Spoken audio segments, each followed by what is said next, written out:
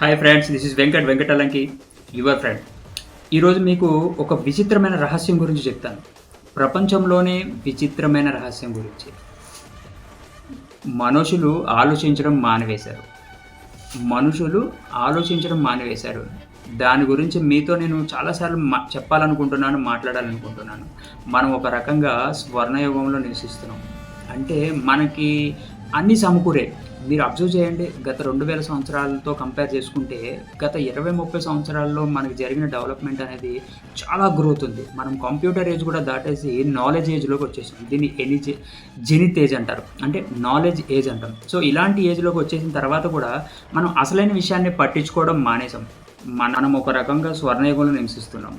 ఇలాంటి సమయం కోసము మానవ జాతి కొన్ని వేల సంవత్సరాలు కలలు కంటది.